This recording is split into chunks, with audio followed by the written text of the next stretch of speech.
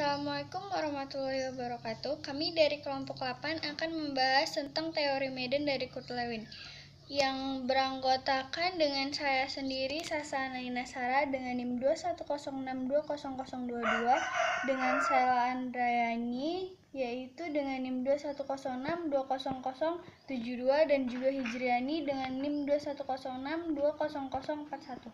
Di sini kami akan membahas tentang teori Medan Kurt Lewin yang beliau lahir pada 9 September 1860, dilahirkan di Mogino, Jerman. Pada usia 20 tahun, beliau mulai kuliah di Universitas Berlin untuk belajar filsafat dan psikologi. Struktur kepribadian dari teori Medan. Yang pertama ada pribadi.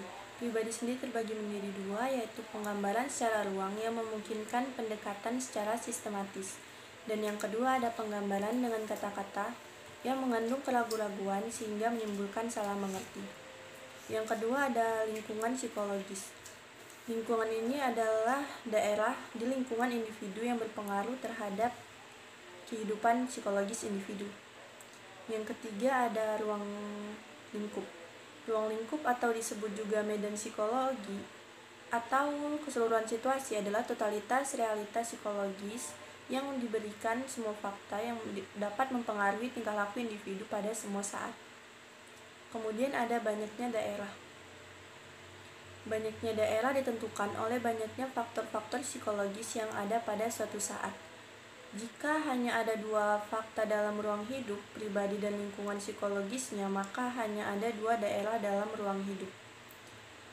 Yang keempat ada diferensiasi ruang hidup. Diferensiasi ruang hidup terbagi menjadi dua. Yang pertama ada pribadi berdiferensiasi, yaitu daerah perseptual dan motorik. Daerah ini menghubungkan pribadi dengan lingkungannya melalui persepsi atau motorik. Yang kedua ada daerah dalam pribadi. Daerah ini tidak mempunyai hubungan langsung dengan dunia luar dan harus dengan perantara daerah perseptual dan motorik. Yang kedua ada lingkungan psikologis yang berdiferensiasi. Kemudian ada yang terakhir dimensi ruang hidup. Dimensi ruang hidup terbagi menjadi dua, yaitu dimensi waktu. Menurut dimensi waktu dan dimensi realitas irealitas. Dimensi waktu menurut Lewin berpegang pada prinsip kekinian, tetapi sikap, perasaan, pikiran, dan sebagainya mengenai masa lampau dan masa depan mempengaruhi tingkah laku saat ini. Oleh karena itu, masa kini harus juga memuat kaitannya dengan masa lalu dan masa depan. Lalu dimensi realitas irealitas. Irealitas berisi fakta hayal. Di antara kutub realitas irealitas terdapat berbagai taraf. Contohnya, perbuatan lebih realitas dibanding berbicara tentang perbuatan tersebut. Dinamika kepribadian terbagi lagi kepada 4. Yang pertama yaitu energi, yang kedua itu tension, yang dimana tension terbagi lagi kepada 2, yaitu A. Keadaan tegangan pada suatu sistem cenderung untuk menyamakan diri dengan sistem di sekitarnya, dan B. Bagaimana tension itu merata tergantung kepada kuat atau lemahnya batas antara sistem-sistem itu. Dalam hal ini, Lewis mempergunakan istilah rigidity dan fluidity. Nah, yang ketiga yaitu need atau kebutuhan. Kebutuhan ini terbagi lagi kepada 3 hal, yaitu yang A. Keadaan fisiologisnya, yang B. Keinginan akan sesuatu, dan C. Keinginan mengerjakan sesuatu. Yang keempat yaitu balance atau valensi, terbagi lagi yaitu A. Valensi positif atau bersifat menarik, dan B. Valensi negatif atau bersifat menolak. Nah, sekarang yang kelima yaitu force atau vector, yaitu atau kekuatan. Yang keenam recommendation atau gerakan. Yang ketujuh pengubahan dan perubahan struktur. Yang ke-8 yaitu tujuan proses psikologis.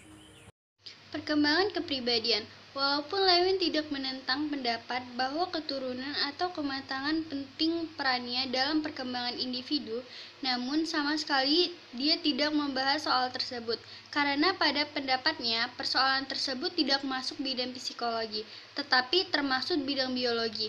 Hakikat perkembangan itu menurut Lewin adalah perubahan-perubahan tingkah laku. Yang pertama yaitu perkembangan berarti perubahan di dalam variasi tingkah laku. Makin bertumbuh umur seseorang sampai pada batas-batas umur tertentu yang tidak dapat ditetapkan, gen pasti karena sifatnya individual. Variasi kegiatannya, perasaannya, kebutuhannya, hubungan sosialnya, dan sebagainya. Yang kedua yaitu ada perkembangan berarti perubahan dalam organisasi dan struktur tingkah laku.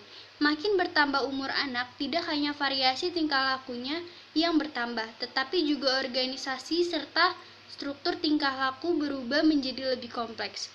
Yang ketiga yaitu adalah perkembangan berarti bertambah luasnya arena aktivitas. Makin bertambah dewasa anak, maka arena aktivitas bertambah luas, kecuali arena atau daerah di dalam arti biasa. Juga terjadi perluasan dalam dimensi waktu. Anak kecil terikat kepada masa kini, anak yang sudah lebih dewasa dapat memikirkan masa lampau dan merencanakan masa depan sambil melihat atau memikirkan hal yang dihadapi kini. Yang keempat yaitu adalah perkembangan berarti perubahan dalam taraf realitas. Makin bertambah umur anak, maka dimensi realitas irealitas juga bertambah. Biasanya makin bertambah tua orang, orientasinya makin realitas, maka dapat membedakan yang khayal dan yang nyata. Pada anak kecil ada dusta khayal, maka dapat mengerti hal yang abstrak. Yang kelima yaitu perkembangan berarti maka terdiferensinya tingkah laku. Tingkah laku anak kecil bersifat difus. Setelah anak menjadi lebih besar, maka tingkah lakunya makin terdiferensiasi. Dalam pada itu terjadi pula integrasi, koordinasi antara bagian-bagian menjadi lebih baik. Misalnya anak telah besar dapat main piano. Main piano ini adalah merupakan koordinasi atau integrasi dari bermacam-macam aktivitas. Yang terakhir yaitu atau yang keenam adalah perkembangan berarti diferensiasi atau stratifikasi. Maka bertambah umur orang, maka makin bertambah daerah di dalam pribadinya dan di dalam lingkungan psikologi. Sekian dari presentasi kelompok kami. Lebih dan kurang kami mohon maaf. Assalamualaikum warahmatullahi wabarakatuh.